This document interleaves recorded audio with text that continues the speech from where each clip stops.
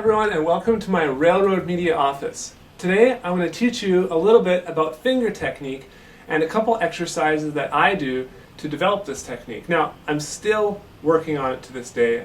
In my opinion, I'll never ever stop practicing finger technique. It's just one of those things. It took me years to even get it to where it is now, and I'm still not happy with it, not even close. So just keep that in mind. Like, don't expect it to happen overnight. But it is really important that you are practicing it correctly, so that when you do start progressing, you start to progress properly rather than to go backwards. So, first of all, I just want to tell you, finger technique is usually used in conjunction with your wrist or anything. It's rarely just used, like this. Although that's the way we're going to be practicing it, to just get these fingers developed. And then eventually you'll find, as you become more and more comfortable with this, it starts automatically getting thrown in to when you're playing at the kit and stuff, you're doing little ghost notes and you're doing pullouts with your fingers and stuff like that. But at first, it's just important to get your fingers comfortable following the stick and pulling it back up. So what I did to get that is I basically just, with my right hand, I just bounce the stick like you'd bounce a basketball. You think if you bounce a basketball, you don't grab the ball, put it on the ground, and then pull it back up. So you throw the basketball down and it comes back up, and then you receive it. So in the same way, with finger technique, I'll throw the stick down and then I receive it. And my fingers, I don't turn the stick back up, but my fingers rather just follow the stick back up. And then if I want more power, I can hit it harder just using my fingers.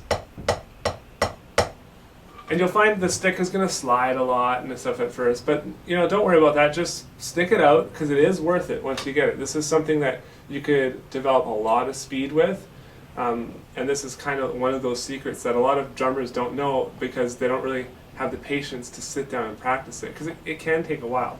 So again, let's just do this to start. You might be doing this for weeks until you get it. Left hand as well.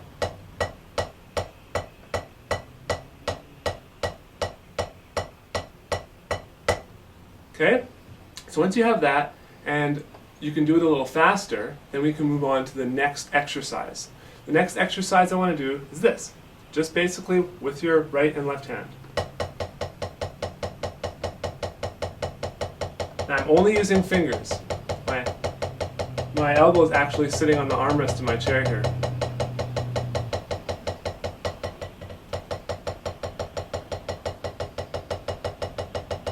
Okay? Simple as that.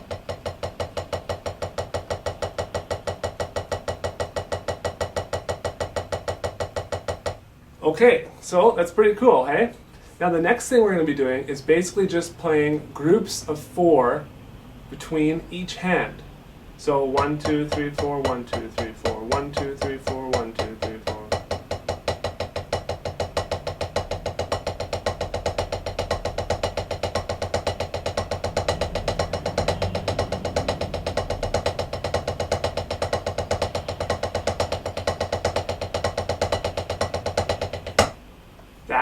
Simple as that. That's the next exercise.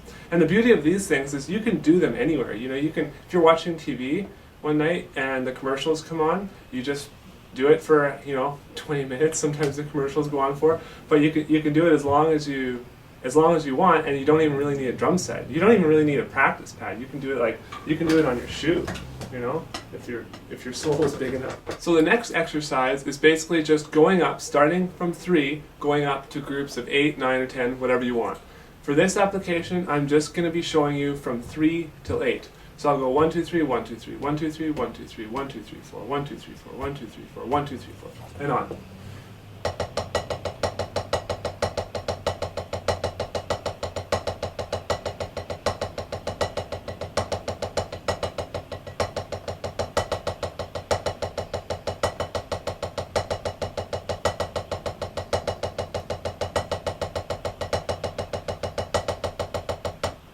And then you can actually go down as well. So we'll go from 8.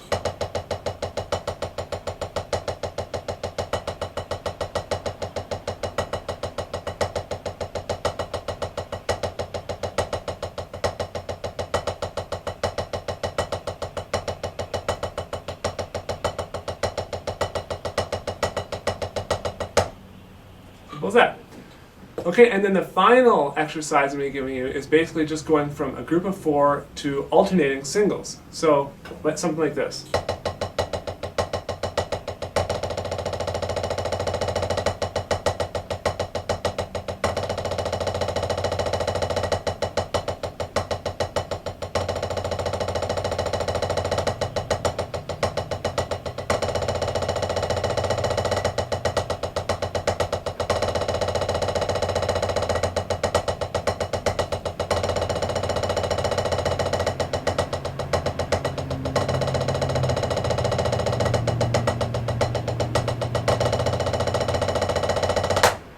So you can hear little things in there, like I'm still practicing it to this day. I don't claim for it to be perfect or anything like that. You know, we all need to continue practice. We all are continually learning. You could ask, you know, the best drummers in the world, Thomas Lang, Jojo Mayer, and all those guys. You know, do you still practice, or are you finished? Do you know everything? And they'll always say, no, I'm still practicing. Of course, lots more to learn.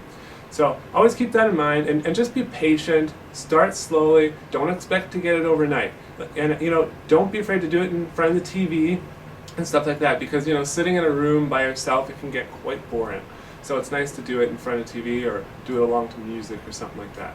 So yeah, I hope you enjoyed this lesson. Have some fun with it. Make sure you leave your comments below. Email me if you have any questions. It's jared@railroadmedia.com. I'd be more than happy to answer any questions you have regarding this technique or any of my other videos out there. Thanks for stopping by. Have a great day.